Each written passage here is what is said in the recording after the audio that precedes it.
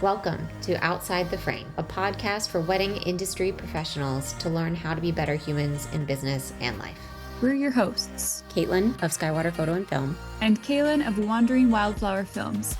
We're here to create a supportive and meaningful space for diverse voices to discuss social and personal issues that impact wedding pros. Our hope is that collectively, we can bring more of ourselves and the things that matter to the forefront of our work in the wedding industry and give all of us the courage to focus our business around who we are and what we care about. We're so glad you're joining us. Thanks for tuning in. Welcome everyone back to Outside the Frame podcast. Today we have Joanna Adams, who is a Montana-based adventure elopement photographer who's all about ditching tradition and doing things your way. From hiking into the mountains to chasing wild light in Glacier National Park, she helps couples create unforgettable experience-first wedding days. She is also a board member of Public Land Creatives, where she advocates for the responsible use and continued accessibility of public lands for photographers and creatives. Having grown up exploring Glacier National Park, she believes there's something deeply meaningful and distinctly American about the freedom to experience, document, and share life on public land. Joanna is passionate about preserving the freedom to experience and document these wild places for future generations. Thank you so much for being on the podcast, Joanna. Thank you for having me. Well, we are so grateful that you're here. Those of you that have been listening to all of our episodes know that we had a little snafu. We've actually talked to Joanna before, and it was a riveting, amazing conversation. But as things happen, we had a little whoops, so we have to re-record. So we're just really, really grateful for you being here with us. We'd love to dive into just talking about the story behind Public Land Creatives. Yes, I would love to talk to you about that. So we kind of had a unique, just like grassroots story, which I think is so cool. So back in, I have to make sure I get my dates right. It was about 2022 here in Glacier. We noticed that they were coming out with a lot of different restrictions on ceremony sites, times of the day when you could get married. And also they basically told us they were considering like a commercial use authorization permit for photographers here in Glacier. They hadn't implemented that, but that was a consideration that they had put on the table, which up to that point, I believe the only national park that was doing that was Yellowstone. It was just kind of something that was in place for a long time and nobody really worried about too much because it was one national park. But that got the local community very concerned, and they really wanted to, we were talking with all these different photographers who were really worried, and we wanted to put out a uniform message on some common sense guidelines that we thought would help to meet some of the challenges they were having in Glacier, and also ensure that we could still shoot in Glacier and didn't end up with this commercial use authorization. So we were actually very successful in communicating with them and having them back down from some of those requirements that they had put out. Around that same time, a couple months later, we caught wind of what was happening in the Grand Tetons. So the Grand Tetons actually did implement a commercial use authorization. And for those of you who don't know what that is, it's basically putting you in the category of a guide. So you have to get CPR certification, you have to carry a lot of insurance, and you actually take on a lot of liability, which is interesting because in a lot of our elopement contracts, we actually say specifically, we're not liable, for you falling in and twisting your ankle or whatever. We're there to take photos and you're responsible for what you're doing. Of course, we always will, try to take people to places that are common sense and decent places. But so we ended up partnering with the Tetons and kind of doing the same thing. We wrote a letter to them. We got in contact with their elected officials. And we were quite successful because they actually ended up ending that program and refunding people money who had, paid the fee to be in the program. One of the other things about that program that was really unfortunate that they were implementing was basically you couldn't go more than a half mile down a trail and take photographs. They had very specific locations that you'd be allowed, which seemed counterintuitive when you're trying to deal with congestion and get people away from the areas, right? Especially as a photographer, like if I'm going to go to a popular area, I'm going to go there at an unpopular time of day to try to not have a million people be in your shot. So it was really not working well. And that was when we decided, okay, we need a place where photographers can go, where they can get one uniform information, because so much information would be thrown around and you'd see it on different forums and different groups on Facebook, of course, but nowhere could you go and actually be like, okay, guys, what is going on in this area? What have you heard? What are the permit requirements? So that was, and there was nobody specifically working with permits for photographers and videographers. Of course, there's lots of other nonprofits that advocate for different things. So that's when we decided, okay, let's start a nonprofit. Let's make this better. Let's figure out what we need to do as a community of photographers. So that's kind of how we started out. No, that's amazing. I think it goes to show how important it is to be paying attention to and being involved in your local community, and how much power that you may not realize you have, right? Especially as photographers. It's like, I think we sometimes don't recognize that often. We're like, oh, how much of a difference can I really make? But I think that there's something to be said about coming together as a collective, as a group, and paying attention, like being aware of what's going on and then doing something about it. So when you formed this nonprofit, was that just in the glacier community, or was that also with the Tetons, or did you already start like this national focus from the start? Starting out, we had considered, well, maybe we just need a local focus. But then when we saw what was happening in the Tetons, it was like a group of photographers over there who were in some ways being like, we need to do something here. We gotta work together. We quickly realized that federal lands, because they're nationwide, national parks, National Forest Service, BLM is what lots of people shoot on. Of course, there's also state land and, county parks and whatnot. But we realized if they could do that in the Tetons, they could do that in Glacier. And in a certain aspect, what they're going to do to one national park, they almost have to do, across the board. Not exactly the same, of course, but those requirements and laws are going to be for all the national parks. So that's when we were like, we have to go nationwide and figure out what's happening at the top and, why we're suddenly kind of in this mess, if that makes sense. We quickly realized that one of the biggest issues was that the law that the National Park and National Forest Service was working under was very outdated. So it was actually signed into law under Bill Clinton, which feels like forever ago, right? Yeah, I mean, everything has changed since then. Yes, exactly. Like that was, I want to say it was maybe before YouTube. Don't quote me on that, because YouTube's like one of the oldest, most sustained platforms of social media. But it was before we had YouTubers, social media advocates. Like you would go out with a big video camera and that's how you took video. Whereas now, of course, we're on our phones for video. We're on, cameras that we can hold in our hands. So the law wasn't necessarily bad at the time, but it just was no longer working. So it had this weird distinction between videography and photography. So it was actually photographers who were starting to add on like video packages, which they would use the exact same camera for. And they were pushing against something where they're like, well, you don't need a permit for the photography, but you do if you're going to click the button to take video. I had even heard time lapses. At one point that was thrown around. Like if you're going to take a time lapse, it's technically a video, even though you're literally, so it's just really bizarre. So that part of it was weird.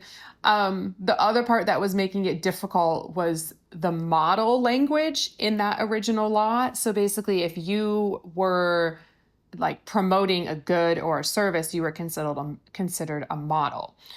So for most like people doing photography, you weren't technically a model, but it put people in, okay, now you put that picture on your website to promote your photography business. Are you then a model? Of course, like styled shoots kind of got thrown into there. Instagram influencers who were like, okay, you go to the park and get a shot with our t-shirt, with our brand, put it on your Instagram profile. We'll kick you back some money or some other t-shirts. Those were getting labeled as commercial. So the commercial, non-commercial distinction of that as well was very difficult. So in a lot of ways, I felt very bad for the, national park that was trying to implement this law and try to work with it when it was so bizarre and outdated, really very, very outdated. So we realized pretty quickly that we really needed an act of Congress to get this changed, which is quite difficult to do. So that's where we're like, okay, how do we want the law to look? Like in an ideal world, where you're looking at it, okay, under what situations do you need a permit to take video and photography? Of course, we're not against permits. It just needs to be in a way that makes sense, right? So that we're preserving the land and also allowing people to enjoy the land and take pictures on the land. Around this same time era, this would have been like 2022, maybe a little bit before that, actually. There was actually a court case that was put in place against that old law that was there because a gentleman had gone into like a federal land and he was actually making a documentary. It was just him and like 2 other people, and he had videoed his documentary, and then they came back and fined him for not having a permit. So that the landscape was already like changing a little bit, where I think the federal government was realizing, okay, now we're getting sued, so maybe we do need to actually consider like changing this law. The first court sided with the videographer and said, yes, this is content-based discrimination. So you can't discriminate because you don't like what somebody's producing, you don't like what they're saying, you don't like their art. But you can discriminate based on impact, right? Like the same rule for everybody based on impact. So he ended up winning. And then there was this time era where they weren't really processing permits for video. It was like they didn't know what to do because it was kind of just on a standstill from that court. Well, and it's a little different too between like having, say, like several tripods and like, obviously national parks are very concerned about, preventing drones from flying around and stuff, right? So it's like, I feel like there is a whole different level to the video side. But that said, like you said, like technology has changed. If you can record 4K quality video on an iPhone now, it's quite different than a whole video production than it was in the 90s. Right. And of course, there are still, movies that want to be filmed, as we see here. Montana's very popular right now. It's understandable, of course, that if you're going to have a production come in like Hollywood and film a movie, you're going to need some permits. Yeah. So we had to look at that as well and say, okay, what do we want this to look like? Because now video is kind of up in the air. They ended up appealing to a higher court and then actually lost because they said that the making a video was not a part of free speech. They had some little loophole that they had there. But I think they knew, even though they had won that it was kind of a dying fight. So we worked with some other nonprofits to be like, okay, let's draft some legislation that's going to be good. So we went over just even all these details, like, okay, do we want a commercial, non-commercial distinction? Do we need a photography, video distinction? Like, what does this look like to make this impact-based, make it simple enough so that they can require a permit when they need a permit, but also flexible enough, like you said, Caitlin, if you've got the big movie production coming in, that somehow they're not slipping under the radar and like coming in and doing that without a permit. So we worked on this legislation that was 2022 when we started, and it was 2025 when the legislation was signed into law. So obviously a good amount of time that had passed. We got some senators that understood the need to get this done. Congress is always very busy with a lot of things. So getting the attention and being like, okay, photographers need a new bill. They're kind of like, what? Like the photographers wanted, like, what are they doing? Right? We're not at like the top of the priority list, but we were able to partner and get it put into a larger outdoor package. So that really does help you get traction, because then now you have all these other people who are interested in getting that bill passed as well. So the passage of the bill was very dramatic. There was actually another gentleman in the Tetons who did a trail run to the top of the mountain, which is nuts. So he wanted to document his journey of doing this trail run. And he was told from the Park Service, like, you can legally go trail run, but we don't want that videotaped and like put out there for people, because then other people will decide that, that's a good idea too. So they wouldn't offer him a pathway to even get a permit to do it. It wasn't like they tried to charge him a bunch of money. They just said, we don't want to give you a permit for that.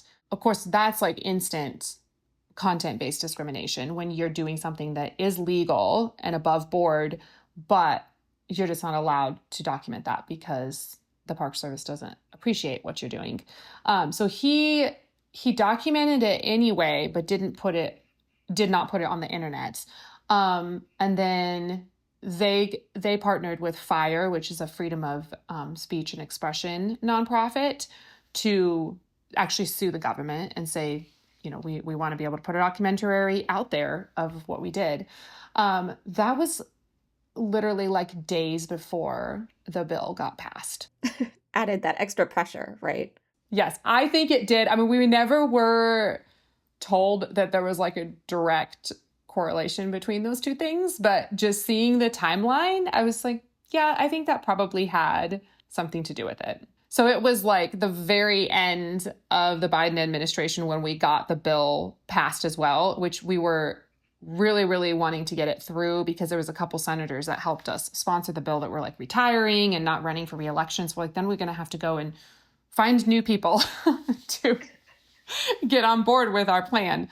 So that was really dramatic and super cool, and just completely changed the landscape for creatives and photographers and videographers through the whole country, really. Yeah, that's pretty incredible, all the work that you all did and how many years and people and connections that takes to pass something like that.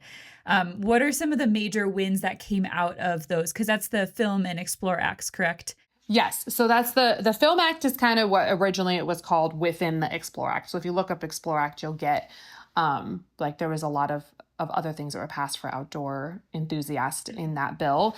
So a couple of the main points that really helped pretty much immediately was, like we talked about before, getting rid of that commercial and non-commercial distinction. So you don't have to worry about, am I going to happen to make money on this video that I'm going to put on YouTube? That no longer matters. It removed the distinction between photography and videography, which also just made common sense, right? It bases it on impact more than content. So you can't discriminate based on content. So basically it's if you have 6 or more people, you need to inquire about potentially getting a permit. We wanted that to be clarified to film crew, which is what the intent of it was when it got passed through Congress. So we're still working with some congressional members to be like, let's clarify this so it doesn't end up being like a family of 6 people that you're photographing. But I've never seen it interpreted that way by any government agency. So I think that their understanding is that is film crew. So that was to basically like, okay, what's the number of people that would make this impactful? If you have 6 crew members coming in, you're probably doing a pretty, major operation. And then it also does clarify props, but you can have, I believe it's 1 tripod. I have to double check that. So yes, if you're bringing in lighting, like external lighting, you're bringing in a bunch of tripods. And if you are creating a usage for that area that's very high beyond what would be normal, then you may need a permit. It really tried to steer it to the point of, okay, when impact-based, let's relieve the burden of having to get a permit for, little silly things that you're going to be not needing a permit for. The National Park Service was actually the quickest to release guidance and change their website. National Forest Service we're still working with at times to be like, okay, guys, your website is out of date. You're not interpreting this right.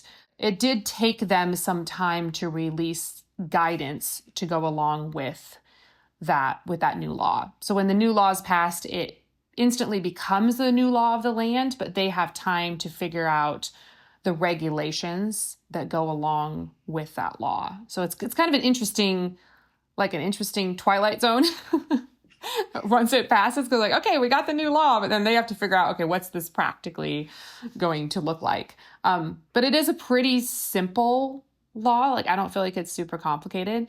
So it should be easier to put into place and implement. But we've had some continued situations on BLM land, actually, that we've been working with as well to get ironed out. So it certainly isn't like a cure-all, but it's helped a lot. And it's something that now is in place as a law. So it's obviously a lot harder to change course at that point. Yeah, and at least it seems like it's a significant step in the right direction, right? And hopefully is something that other agencies, even at the state or local levels, can also model after, right? I think that there's a lot of misunderstanding about the kinds of impact that photo shoots have. And at least hopefully if this helps, other areas start to recognize that maybe it should be based off of impact versus, personal versus commercial, then I think that can go a long way. And making everybody enjoy public spaces a little bit more and make our jobs a little bit easier as wedding professionals. Right. And that's interesting you'd mentioned that about the state land, because I've actually been thinking, like, we've been so focused on the federal that up to this point, we haven't been able to put a lot of effort into state or county level. But we have begun to consider, okay, what could be a next step to work with those agencies as well. And my first thought is we have this blueprint in place that's working, and it's working well for national parks and National Forest Service. So it's probably going to work well for state land because you're even a smaller scale, typically less impact on state lands for these kind of things. So I think it's a great model for those other like states and counties and, city parks to take up as well. So, because I think that might be like potentially the next thing that we have to work on as well, is making sure that those places are also preserved and have good common sense permitting requirements in place. Yeah, absolutely. Because in the end, it does really come down to impact, because it could be a family reunion that makes more of an impact than us going out with a couple. Like there's 3 of us, and we're honestly oftentimes more conscious of it, because as the internet is growing and as social media is growing, there's so many people going out that don't always know how to take care of the land. And so it's really important that at least we can get this put into place so that we can use it and we can still continue to like advocate for that. Have you noticed any differences in the wedding industry of how maybe we're talking about permitting? Or because I know a lot of people, I've seen a lot of like Facebook groups and stuff where people at the very beginning would like ignore the permit system because it was just too complicated. It was too hefty. So they would like, I'm just not going to get a permit. And then the people who tried to get a permit, it was a really big issue. So have you seen a shift with that of people, especially in the like elopement world, getting more permits and not kind of going around the law as much now that it's a little bit simpler? Yeah, I think you always have those people who are just not wanting to follow the rules, which I don't know that there's any amount of, persuasion that's going to change them. But I do think it's helped just people to understand, okay, because they can clearly see, like, I don't need a permit for this activity, or I might need a permit. It's helped distinguish those different groups. So people also don't feel like they're out there doing something they're not supposed to do when they actually are allowed to do it. One of the things that, of course, like you still are required to get a permit for is wedding ceremonies. That's not going to change because that's like any other ceremony that you would have within the park. So just reiterating to people, like if you're going to have a wedding ceremony, you need to check in with them or, go through their permitting system that they have. The other one that still is in place that kind of surprises people sometimes is photography workshops. Because of the workshop, it's not the commercial aspect, it's the workshop nature of those. It's the same as if you would have a birding workshop or a hiking workshop or a painting workshop. Definitely have to check with the Park Service or the National Forest Service and see what kind of permits they require for that as well. But I think it has empowered people to feel like, okay, I can understand this permit system. And if I'm having struggles or getting mixed messages, I can reach out on the group and find out what else is happening and connect with other photographers in that area and figure out, okay, am I being told like the same? Are all the photographers being told the same thing? Are there mixed messages coming through? Because sometimes it will be like one government employee that says one thing and then somebody else will jump in and say another. So then that's where we usually send an email. We say, hey, can we do a phone call? Can you clarify for us officially what your policy is in this situation?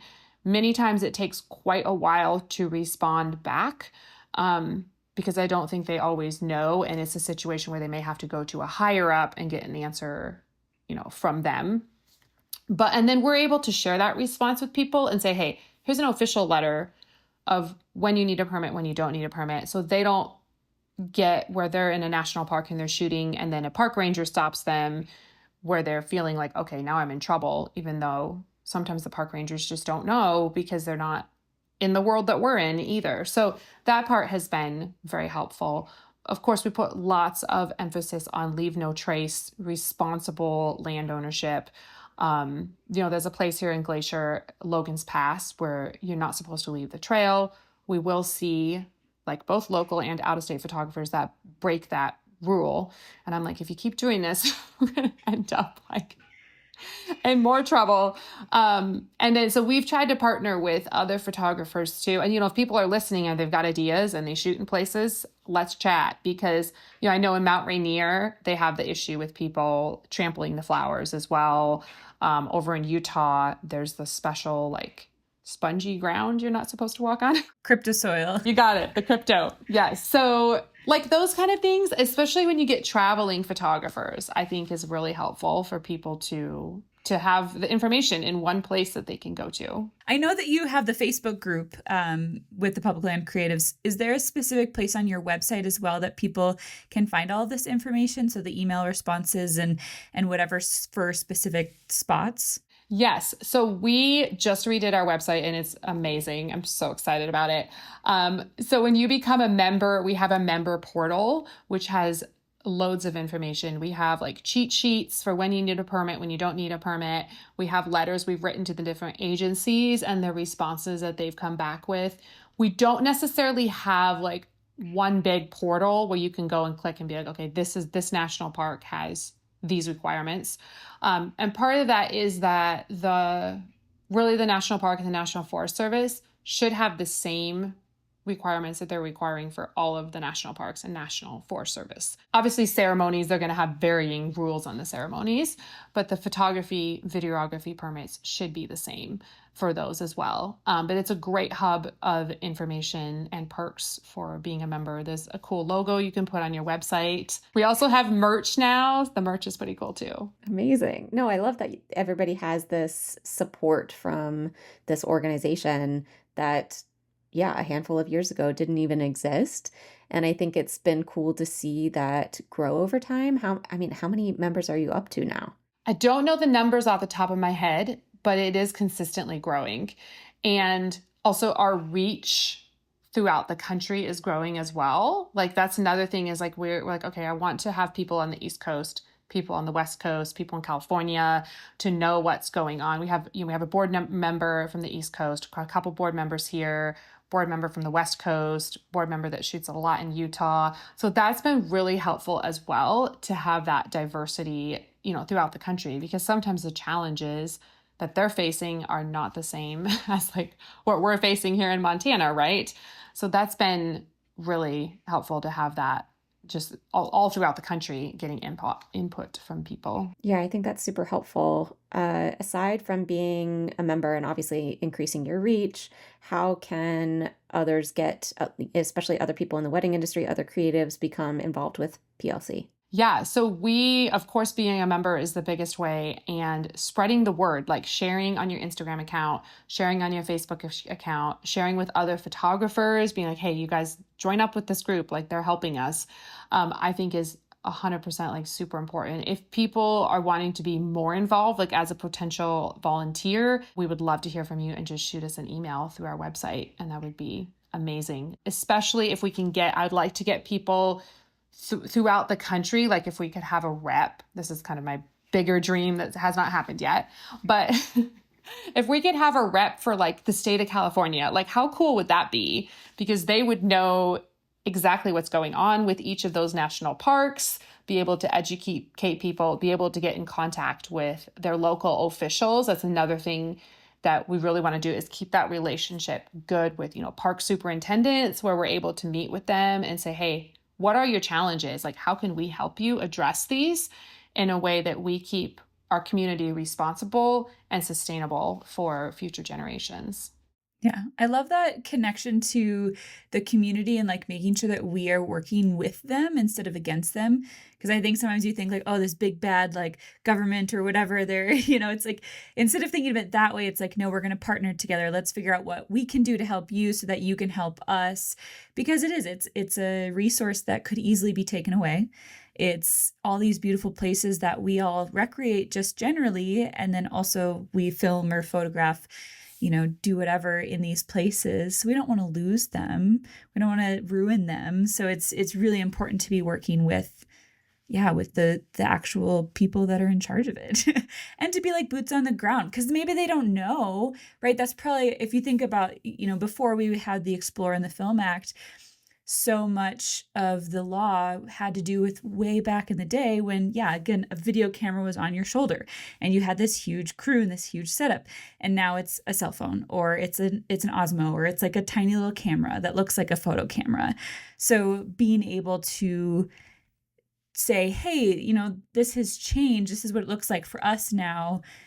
Like, what do we need to do to make it make more sense for everybody involved, so that and showing that like, hey, we still care. Yeah, I think sometimes we maybe assume that a lot of these government agencies are, I don't know, out to get us or doing it maliciously or trying to make things difficult, just because that's how government works, but I think sometimes it is just them not understanding our industry, just like we don't understand all the ins and outs of, the government side of things. And I think that, it just opens the door for conversations, right? I think that I was just thinking back during our conversation, I was just thinking back to, I don't even know if it's been resolved, but like Gabrielle Stowe dealing with like stuff like in the ski resorts in Colorado and like how some of that is on national forest land versus, and so I just think that a lot of that gets really tricky with different barriers and stuff. And some of that is literally just like, some of them do not know the ins and outs of our work and what, kind of impact or lack of impact we would be having on a wedding day, right? That's so true, because we noticed, so one of the things they were doing in Glacier years ago when we started was they changed up the ceremony requirements, where they said, okay, now we don't want anybody getting married. I think it was 6:00, like past 6:00. And so when we sat down with them, we said, why? Like, that's when the park, right? That's the time of day when I tell my clients to get married in the summer here, because our days will go till 10:00. Like, it's insane. And I was like, that's when there's less people and less impact. I think for them, maybe it was a situation where they felt like they couldn't monitor it, which they don't usually send a permit, like they send them once in a while, but not very often anyway. But I assured them, I'm like, it just makes a lot more sense. So now they have it where you can go much later into the evening. So when I saw that, I was just like, this is so not productive to what you're trying to do and what we're trying to do, right? So that's where I think, absolutely keeping that conversation open is super helpful, because they do have different challenges that they're facing. Like we talked about, if people are walking on the flowers they're not supposed to be walking on, which is already illegal. So I'm like, just go and ticket the people that are doing it, right? But I think it does become more of a challenge when people start seeing those shots on Instagram. Like, we do have a responsibility to, and this is one of the things we're working on, just like educating people as well. Like, we have a responsibility to put up images that are really reflective of taking care of the land, leaving no trace, following the rules, even like not geotagging like our secret spots. That to me makes sense, because I'm like, I don't want those places overrun with people. Like, I'll geotag a spot if it's already out there for everybody knows about it. But I think just those little things can make totally a big difference, because when people start seeing photos of people in the flowers, they're like, I want that picture. And then when you're like, I can't take it, they're like, why? Like, somebody else did. So I think absolutely partnering with government agencies and trying to understand their challenges is really helpful to, succeed in our mission and their mission of what they're accomplishing. Yeah, and on that realm of like not crushing flowers or not stepping on the crypto soil, do you have any advice for people who are in the photography industry who are posting things that a lot of times it looks like you're in a field of flowers, but really it's the angle, it's the perspective, they're on a separate trail. What can we as photographers, videographers, wedding professionals do to like discourage the crushing of the flowers and having other ways to make it look like that? Right. So I read this story years ago from this woman who was a newborn photographer, and I can't remember where I read it. And she said when she started out, she thought those pictures that people were posting were like not photoshopped, where it was like babies hanging from hammocks or whatever. Like, you know how they'll do those? So she like starts out at her first session and she like tries to recreate these images and she's like, this is sketchy. Like, how do they do this? Right? Because nobody told her. And this was, I mean, Photoshop's been around for a while, but this was before like everything was Photoshopped, right? So now we know that people can take a photo that's on a trail and literally just clone the flowers to even cover up that trail. So I think the more that you can put a little disclaimer at the end and be like, this image was created without the couple like trampling the flowers, because you're right. Angles, like I'll definitely shoot at angles where it looks like they're in the flowers, but they're not, because that's what makes the pictures beautiful. Or you're taking people out that are in the background. And even just doing a reel on your Instagram and tag us, because then we'll share it, where you're like, hey, this is where I'm shooting here, and this is kind of the images I'm getting, and here's how, like, not that you need to give away all your secrets, but be like, I'm following the rules of this area. Because yeah, it is really tricky if people are looking and seeing those images and thinking every photographer's doing this, why can't I do this, right? So I think that's another layer of responsibility. And just caring for your community and your park in general, I think, because you do become a bit of an educator as well, especially when you get more people following you. Like I'll have people ask me questions about Glacier that have nothing to do with photography, because they know that I shoot there and they know I'm up there and I'm in tune with what's happening. So a few years ago, we had one spot where we just had a lot of people drowning, like falling in this creek and drowning. Very sad. And I did a video, a reel about drowning in Glacier. It's the number one cause of death, which most people, like by far the number one cause of death. Most people do not realize this. Hypothermia even if you're a strong swimmer, if you fall in the water, it's ice water almost the entire year. Like the snow's constantly melting. That gets people fast moving water. Like this other particular spot is an easy hike. Lots and lots of people go on, and they don't realize like if you get in the creek, you're getting swept down the creek. And getting stuck. So it's like, it's very much, and I think each park kind of had, we see people in Yellowstone, like trying to pet the bison. Help us all, right? Like, I think one put some, baby bison or something in its car. And I was like, what are you guys doing? Like, Jesus, I can't. It's so bad, right? Like you're just looking at that like, oh my word. So I think like that is, and everybody kind of knows their area, because when people come here, the first thing they say to me is, oh, the bears. Like, are we going to get mauled by a bear, right? And I'm like, no, you're going to be fine. Like, that's not your biggest concern. Not that you shouldn't be smart about that, but that's where I think we all know our area and we have a stewardship of that. You're not just a photographer. Like now you're a member of the community who's educating people about that area, and also keeping people like up to date on what's happening in that area and what to watch out for and how to stay safe. And I think it goes back to not just being an educator when you're sharing stuff online, but an educator for your clients, right? I think that as wedding professionals, we already do that in so many other ways when it comes to wedding planning and guidance and offering them insight. And I think that that's an area where a lot of vendors can really have a big impact of helping them understand from the start, not like day of, oh, you shouldn't be doing X, Y, and Z, but like first consult calls and planning calls and giving them information on their timeline or whatever, in your contract. There's so much space and time pre-wedding day to be able to have those conversations in advance of like, yeah, we're not gonna be the type of group to be throwing confetti today. Like, that's just not going to happen. And so it's not even like you don't even have to wait until that comes up on the day of having that conversation. You're like, hey, by the way, like, we're going to practice leave no trace. So before you even go out and buy anything that kind of, doesn't align with that, let's just make sure that we're all on the same page from the start, right?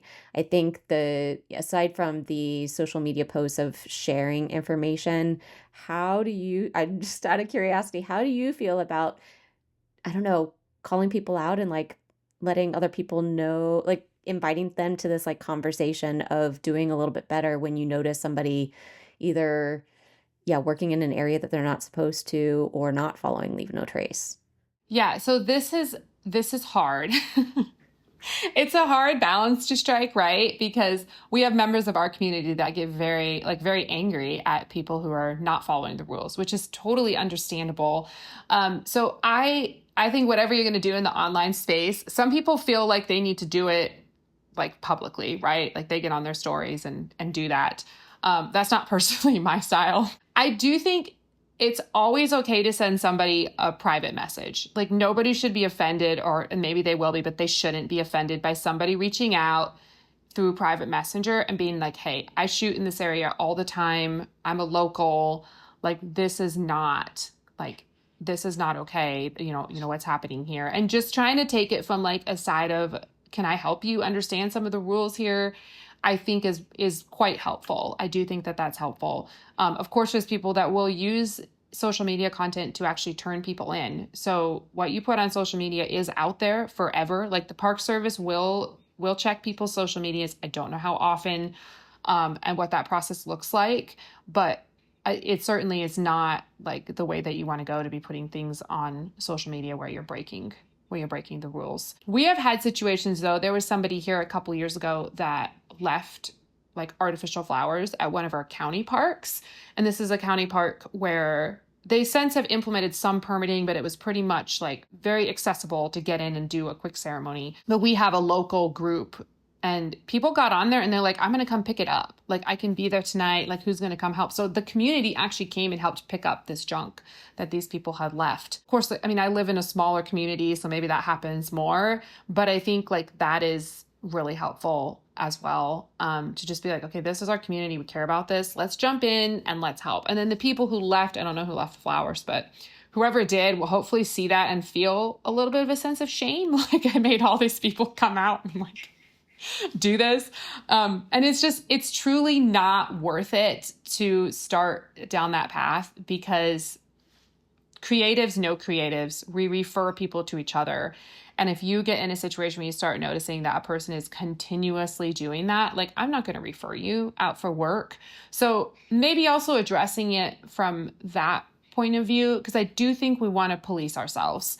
And it's not helpful if we have photographers going out and being so public about breaking the rules. It's bad enough when people are breaking the rules, but you're right. When it's on their social media, it's a whole nother level of being like, I'm almost just putting this out there like in your face. So maybe they don't know. I think there are probably a number of people that just don't know.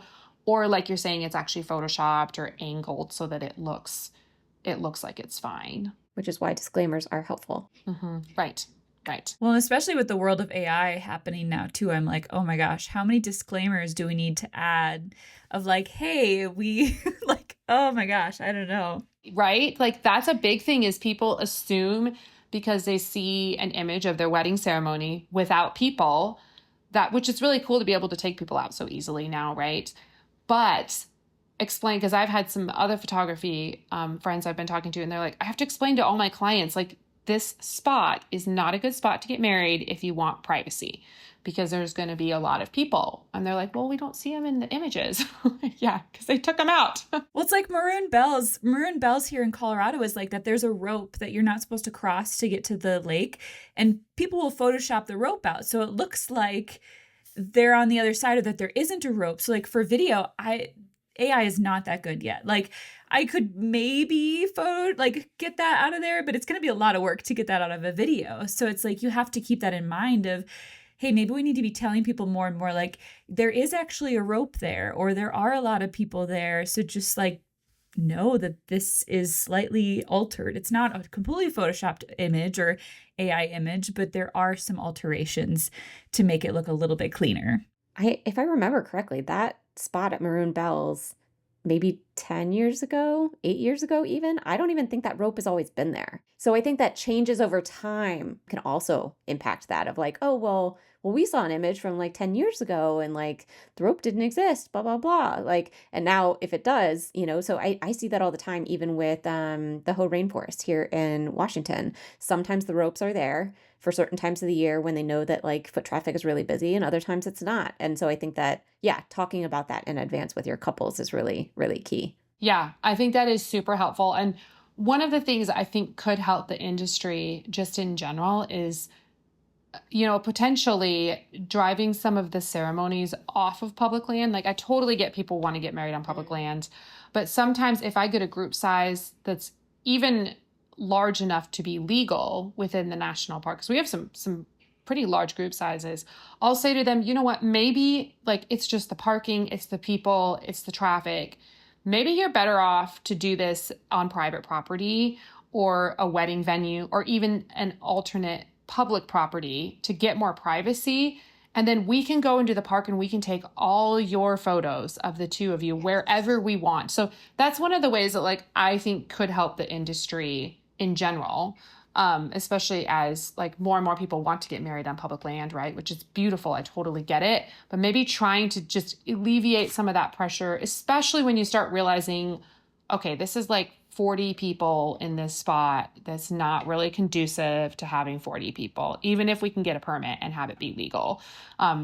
You still want their experience to be good and the experience of the other people enjoying the park.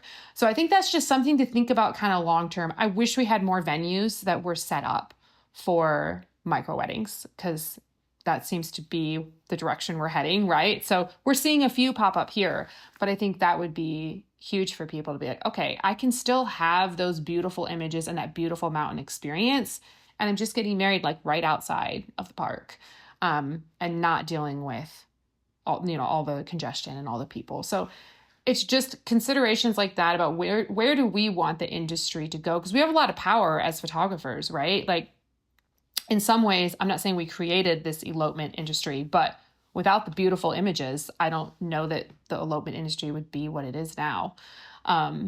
So we can kind of steer the future and be like, hey, here's what's working, and maybe here's what's not working as well. Yeah, that's huge. And that's such a important thing to consider, because yeah, we do. We have so much power in that. And it is, people are trusting us to tell them where they should be getting married. And sometimes that is, hey, this spot that you want. I've had couples in the San Juans or other areas that are like, oh, we have 25, 30 guests. And it's like, okay, here's a couple options, but they're not as pretty as these other options that if we do your ceremony in one spot that's on a public or a private spot that you can do your ceremony, and then we go adventure just the two of you, we can get way prettier spot. We can do your like all your portraits in this beautiful, beautiful place, just the two of you. And then we can do your ceremony at a more accessible, because it's like so many places too. If you want 20, 30 people, you're not going to be hiking super far or being able to leave really the trailhead, because there's just so many of you and you'll trample everything. Right. And you also have just the logistics of, okay, you've got maybe some members of the group that can't hike super far, and so they're needing a spot that's accessible. So that's where I really hope we see the wedding kind of venue industry catch up and be like, okay, let's put up some spots that work well for people, for smaller groups. Yeah, I think there'll always be people that want to get married in national parks, and I do think it works for smaller group sizes. I just think that people don't always know the practical, like what it's going to look like you said, when you have that many people trying to park or trying to walk into your spot or whatever. So yeah, definitely educating people on that aspect, I think, is really helpful as well. Yeah. You're just prepping them. And I'm like, oh, okay, vendors, if you're listening, like, can we do 10 a.m. slot for just an hour before your big wedding in the evening? Like, I wonder if there's ways that they could implement some like morning slots that are shorter amounts of time for people who do just want a quick ceremony and they're not going to do the reception there. They're going to do it somewhere else or whatever. There's got to be some ways to flex that so that, because venues don't want to give up a whole Saturday for an hour. I get that, like totally understandable. But if we can like sneak in spots here and there, maybe it could work out really well. Yeah, especially like what you're saying, where maybe they're just literally doing the ceremony and they just want a nice place. I think it would be brilliant for some business owners to think, okay, how could I, like, you're right, you could do a 1 hour, 2 hour time slot, similar to what the Park Service does, that you have to do your ceremony. You bring your own stuff in, you bring it out, and you're done. There's not a lot of work for the venue owner to have to keep up on. I think it could be a brilliant business model, but we just haven't seen it happen as much yet. But we're putting it out in the world. So if you're listening, yes, and you've got that ability, now's the time. Amazing. Well, I am so grateful that we were able to have this conversation and that you're able to just talk about all this and that you're putting so much work. The things that Public Land Creatives is doing is really incredible. Like I know for me specifically, like I do a lot of stuff in the national parks, state parks, whatever, just in forest service land for my own recreation. So it's great to see that we as professionals in the industry are also doing something to protect it, because if we didn't, it's just going to fall apart and then we won't be able to enjoy it even just in our own time. So we're just so grateful. Thank you so much for being here, for chatting with us, for talking about all of this. If you are listening and you want to get involved with PLC, become a member, we will link the website down below. They also have a Facebook group, right? Correct? Public Land Creatives, if you look us up. Perfect. Yeah. And follow them on social media, Facebook, all the things. And just let's keep giving back to our community, getting involved, making sure that we are protecting these beautiful places that people get married in and that we recreate in, because they deserve to be protected. So let's do our part. Thank you everyone for listening. Yeah. Thank you so much, Joanna. This was a lovely conversation, and we will hear from all of you on the podcast very soon. Thanks so much.